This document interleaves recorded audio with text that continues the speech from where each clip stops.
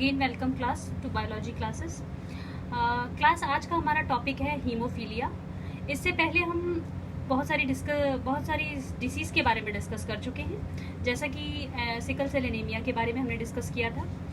और भी कई डिसीज़ थी, जिसे हमने थैलेसीमिया के बारे में भी डिस्कस किया है पहली वीडियो में, तो वो आप जाके प्रीवियस वीडियो में जाके देख सकते हैं। आज हीमोफीलिया का टर्म है क्लास। इस हीमोफीलिया में की डिसीज़ को 3 नामों से पुकारा जाता है।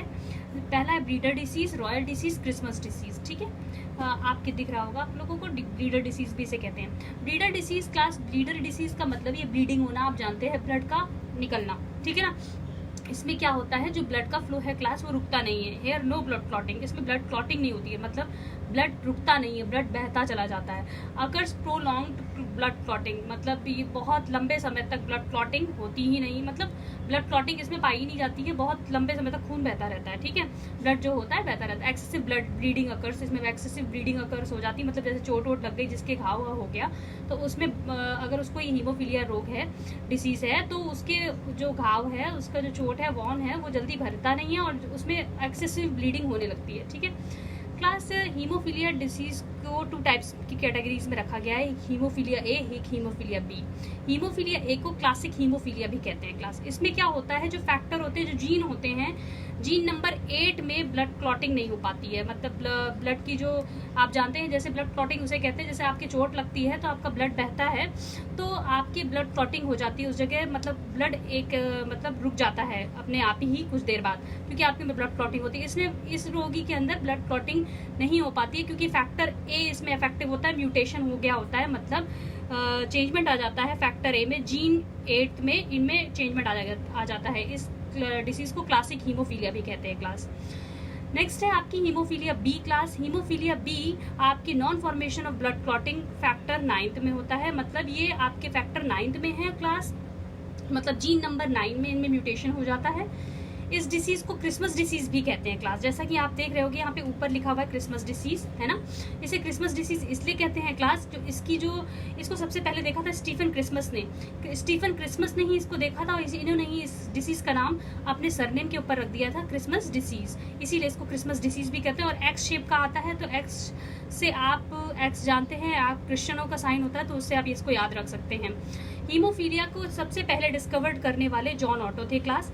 जॉन ऑटो एक साइंटिस्ट है, जिन्होंने सबसे पहले हीमोफीलिया रोग के बारे में आप लोगों को बताया था। ठीक है, नेक्स्ट देखते हैं क्लास, इसको रॉयल डिसीज। देखिए मैंने रॉयल डिसीज भी ऊपर लिख रखा है। रॉयल डिसीज क्यों कहते हैं, क्योंकि सबसे पहले क्वीन विक्टोरिया, इंग्लैंड की क्वीन थी क्वीन विक्टोरिया, तभी इसका नाम रॉयल डिसीज पड़ा, क्योंकि वो इसकी कैरियर थी। कैरियर मतलब होता है पूरी तरीके से नहीं, कैरियर जो जिस पर्सन को होता है क्लास, वो इटसेल्फ जनरली नॉर्मल, वो नॉर्मल होता है जनरली, लेकिन वो अपनी जनरेशन में इस डिसीज को फैला सकता है। जैसा कि अभी आप क्रॉस के थ्रू पढ़ेंगे, कुछ केसेस हम डिस्कस करने वाले हैं नेक्स्ट वीडियो में, उसके थ्रू आप इसके जो हीमोफीलिया के हैं नेक्स्ट जनरेशन में कैसे जनरेशन आएगी, कौन सी इफेक्टिव होगी, कौन सी नहीं इफेक्टिव होगी, तो इसके बारे में हम नेक्स्ट वीडियो में डिस्कस भी करने वाले हैं क्लास।